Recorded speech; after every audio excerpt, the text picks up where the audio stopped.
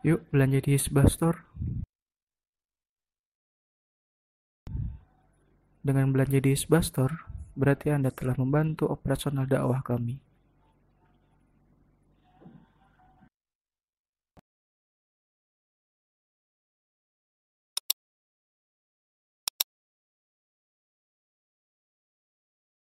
Assalamualaikum warahmatullahi wabarakatuh.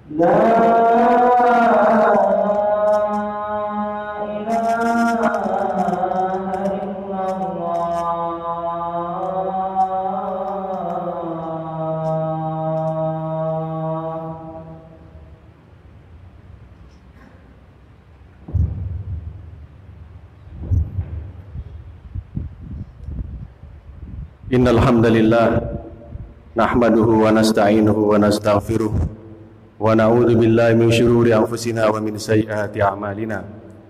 May yahdihillahu fala mudilla lahu wa may yudlil fala hadiyalah.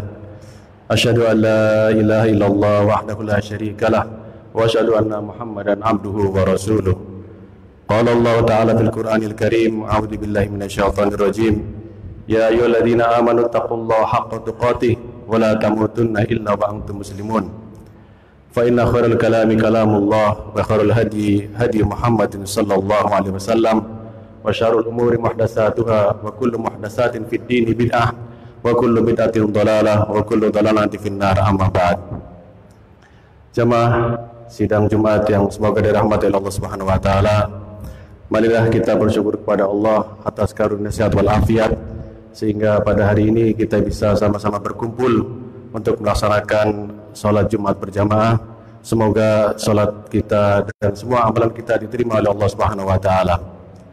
Salawat beserta salam semoga selalu tercurah kepada junjungan Nabi kita Muhammad sallallahu alaihi wasallam yang telah berkorban, berjuang hingga hari ini kita bisa merasakan hasil dari perjuangan beliau. Kita bisa menikmati indahnya Islam dan keimanan kepada Allah Subhanahu wa taala.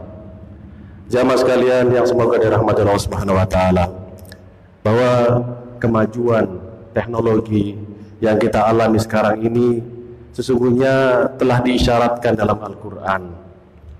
Allah Subhanahu wa taala menceritakan bagaimana kondisi Nabi Sulaiman di saat itu, pergerakan informasi yang dibawa oleh Hudhud, yang dibawa oleh pasukan-pasukan dari Nabi Sulaiman di saat itu. Kemudian perpindahan singgasana Ratu Balqis ke istana Nabi Sulaiman juga sudah pernah diceritakan oleh Al-Quran. Begitu pula kondisi televisi di saat ini juga pernah diisyaratkan oleh Rasulullah SAW, di mana Rasulullah SAW di saat itu diperlihatkan surga dan neraka di depan beliau. Kemudian juga disyaratkan bagaimana perjalanan Rasulullah SAW dari Mekah ke Baitul Maqdis dan seterusnya. Artinya perjalanan-perjalanan yang singkat dan informasi-informasi itu pernah diisyaratkan di dalam Al-Quran dan juga dalam hadis Rasulullah SAW. Nah, kemajuan teknologi dewasa ini juga mengalami perkembangan yang begitu pesat, sehingga ini merubah pola hidup masyarakat, karakter masyarakat, yang mungkin di zaman-zaman dahulu informasi tidak secepat ini berkembang. Informasi begitu 1 menit terjadi bisa jadi sudah menyebar ke seluruh dunia. Kondisi misalnya gempa yang terjadi di Lombok sekarang ini atau yang terjadi di Palu, hari itu terjadi, hari itu menyebar di tengah-tengah masyarakat. Bahkan bukan hanya di Indonesia, skalanya sudah skala internasional. Nah, ini juga berdampak pada informasi-informasi yang kadang-kadang salah dan menyebar kemudian diyakini oleh masyarakat. Padahal Allah Subhanahu wa taala mengatakan, ya ayyuhalladzina amanu in ja'akum fasiqun binaba'in fatabayyanu. Wahai orang beriman, jika datang kepada engkau berita dari seorang fasik fatabayyan, maka klarifikasi dulu, betul tidak berita ini? Misalnya berkembang di tengah-tengah kita di media sosial, ada gempa yang terjadi di Bulukumba misalnya. Ini terjadi di Bulukumba, kemudian menyebar di tengah masyarakat. Padahal kita belum klarifikasi apakah betul di Bulukumba atau terjadi di Palu. Atau berita bahwa fulan mengatakan ini, fulan berpendapat ini, padahal belum tentu itu adalah pendapat fulan. Nah, Allah Subhanahu wa taala telah memberikan petunjuk kepada kita. Ketika datang sebuah kabar, fatabayyanu, klarifikasi dulu, betul tidak bahwa ini adalah berita dan pendapat seseorang, sehingga kita bisa menyebarkan kepada yang lainnya. Maka Rasulullah SAW juga bersabda, kafa bil mar'i kadiban an yuhaddisa kullama sami'. Cukuplah bagi seorang dikatakan bohong ketika dia memberitakan semua yang dia dengar. Apa yang dengar langsung share, apa yang dengar langsung dia sebarkan. Ini cukup, kata Rasulullah SAW, sebagai perbuatan kebohongan. Maka jamaah sekalian, ada adab-adab, etika-etika yang harus kita jaga dalam kita melakukan komunikasi melalui media sosial. Yang pertama adalah ikhlas karena Allah Subhanahu wa taala. Bahwa apa yang kita lakukan ketika kita menyebarkan berita, ketika kita berkomunikasi, ikhlas karena Allah Subhanahu wa taala, bukan yang lain-lainnya. Bahwa kita ingin melakukan amar ma'ruf nahi munkar karena Allah Subhanahu wa taala, insyaallah akan dihitung sebagai ibadah kepada Allah Subhanahu wa taala. Kemudian yang kedua adalah memastikan bahwa apa yang dia dengar, apa yang dia lihat, apa yang dia baca adalah betul. sehingga baru dia sebarkan kepada yang lainnya. Jangan kita sembarang menyebarkan berita yang belum tahu kita kepastiannya. Bisa jadi kalimat-kalimat itu dipotong, bisa jadi kalimat-kalimat itu dari orang lain, atau seseorang memahami apa yang dikatakan, padahal apa yang dipahami belum tentu yang dimaksudkan oleh si pembicara tersebut. Kemudian yang ketiga, jamaah sekalian yang semoga dirahmati Allah Subhanahu wa taala, adalah jangan mengumbar aib saudaranya, terutama yang muslim.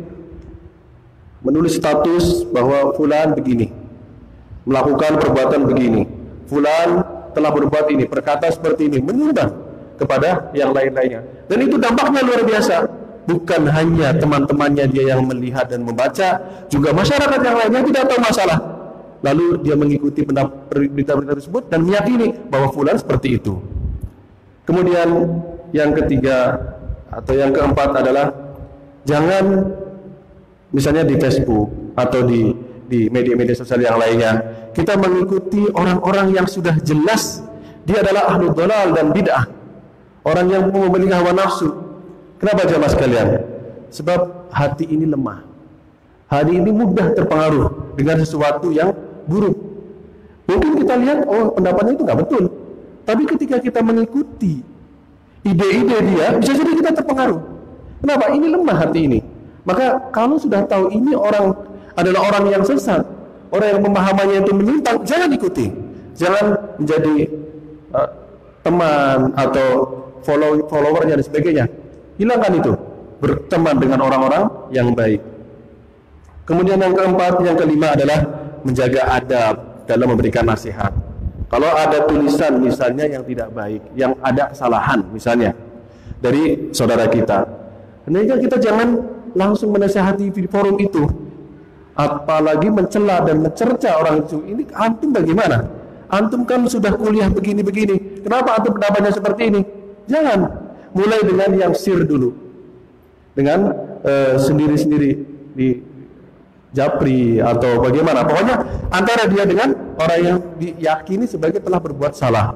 Kalau dia sudah tidak mau lagi, sudah kita tegakkan hujah, sudah kita jelaskan semuanya tidak mau, baru kita jelaskan bahwa pendapat ini adalah salah. Tetapi juga perlu kita perhatikan adabnya, jangan mencela dia, jangan menyerang fisiknya, jangan menyerang kepribadiannya. Yang kita jelaskan adalah kesalahan dia saja pada titik itu, sehingga apa? Nasihat yang kita berikan itu akan diterima oleh orang yang telah berbuat salah. Kemudian jamaah sekalian yang sebagai rahmat Allah Subhanahu wa taala, setiap kita ketika mendapatkan nasihat, misalnya kita menulis status salah, ada kesalahan-kesalahan, ada orang yang menasihati, walaupun mungkin salah bisa jadi cara menasihatinya, ya kita harus menerima. Oh ternyata salah. Berarti kita sudah diingatkan bahwa kita telah berbuat salah. Kenapa? Karena dampaknya sangat luar biasa. Apa yang kita tulis dan salah bisa menyebar kemana-mana. Kalau itu adalah satu ibadah, satu ritual, lalu orang itu mengikuti pendapat tersebut atas kesalahan kita, naudzubillah, berapa dosa yang akan kita tanggung diikuti orang-orang banyak. Maka ketika ada orang menasihati pada kita, ketika kita menulis satu salah, menulis makalah salah, maka terimalah nasihat tersebut. Kemudian jamaah sekalian yang semoga dirahmati Allah Subhanahu wa taala, yang terakhir adalah bahwa hubungan melalui media sosial tidak menafikan hubungan yang sebenarnya. Jangan, sudah cukuplah hubungan melalui WhatsApp, sudah cukup melalui hubungan melalui media-media sosial, tidak perlu ketemu lagi. Tidak, harus tetap ketemu secara fisik. Agar apa? Agar tumbuh kecintaan kita dengan sesama muslim. Mudah-mudahan apa yang kita lakukan ini bisa bermanfaat.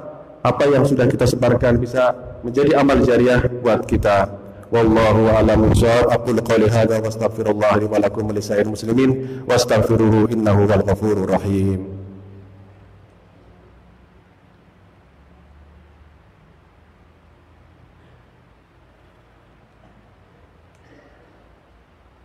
Alhamdulillah wassalatu wassalamu ala Rasulillah wa ala alihi wa sahbihi wa man wala wala haula wala quwwata illa billah, amma ba'd.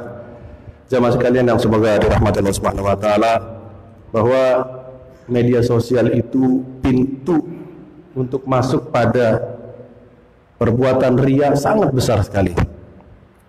Sedang ibadah, japret, kemudian disebar kepada di grupnya, sedang melakukan ibadah umroh, sedang bersedekah, sedang apa, itu sangat terbuka sekali dia berbuat riya. Maka berhati-hatilah.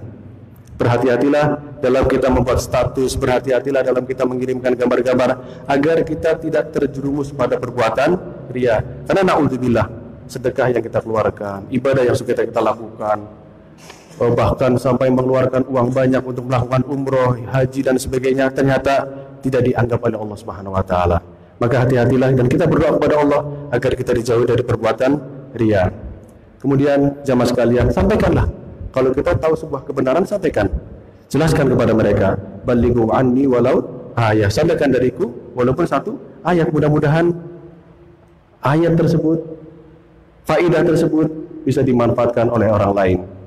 Kemudian jamaah sekalian yang semua dirahmati Allah Subhanahu wa taala, yakinilah bahwa apa yang kita lakukan ini mudah-mudahan menjadi amal jariah buat kita. Kita menulis sesuatu yang baik, mudah-mudahan itu diikuti oleh orang lain dan itu dilaksanakan orang lain dan itu menjadi bekas buat kehidupan kita. Mungkin kita menulis buku sekarang sudah susah atau tidak mungkin, tidak mampu, ya paling tidak dengan 3-4 baris ketika itu adalah hal yang baik, sampaikan kepada yang lain.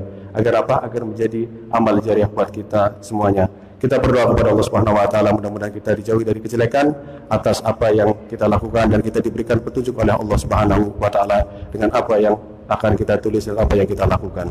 Allahumma ighfirlil muslimina wal muslimat, al mu'minina wal mu'minat, al ahya'u minhum wal amwat. Allahumma ighfirlil muslimina fi kulli makan. Allahumma arinal haqqa haqqan warzuqna ittiba'ah wa arinal batila batila warzuqna ijtinabah.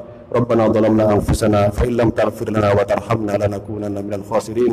Rabbana ighfir lana wa liwalidayna warhamhuma kama rabbayana shighara. Rabbana atina fid dunya hasanah wa fil akhirati hasanah wa qina adzabannar wa aqimis shalah.